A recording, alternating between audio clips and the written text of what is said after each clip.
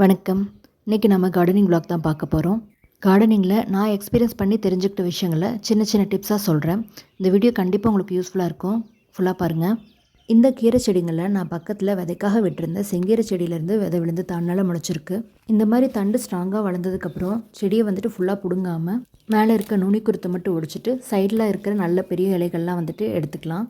இப்படி பண்ணும்போது இலைகளோட ஒவ்வொரு கணுப்பகுதியிலிருந்தும் ஒவ்வொரு பிரான்ச் வரும். அப்படி வரும்போது நம்ம இன்னொரு டைம் செகண்ட் டைமாக ஹார்வெஸ்ட் பண்ணிக்கலாம். 2 செடியில் பார்த்தாலே தெரியும் எவ்வளோ பிரான்ச்சஸ் சைடில் இருக்குது அப்படிங்கிறது. அதே போல் பக்கத்தில் இருந்த க்ரோ பேக்கில் இருந்து செங்கீரையெல்லாம் வந்துட்டு உடச்சி எடுத்துக்கிட்டேன். கீரை செடிகள்லாம் பொறுத்த வரைக்கும் நம்ம ஒரு டைம் வந்து விதை வர்ற அளவுக்கு விட்டுட்டோம்னா நெக்ஸ்ட் டைம்லேருந்து அதுவே விதை விழுந்து நமக்கு செடி வந்துகிட்டே இருக்கும்.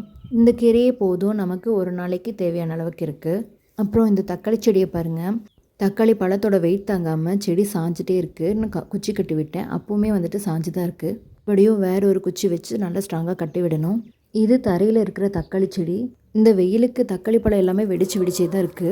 1-2 நாள் முன்னாடியே பறிச்சிருந்தா இந்த மாதிரி வெடிச்சிருக்காது. தரையில் இருந்தாலும் தக்காளி செடிக்கு வந்துட்டு குச்சி கட்டி சப்போர்ட் கொடுக்கணும். இந்த செடிக்கு அப்படி எதுவுமே சப்போர்ட் கொடுக்காதனால மண்ணில் பட்டு ஒரு தக்காளி பழம் அழுகியே போயிருக்கு.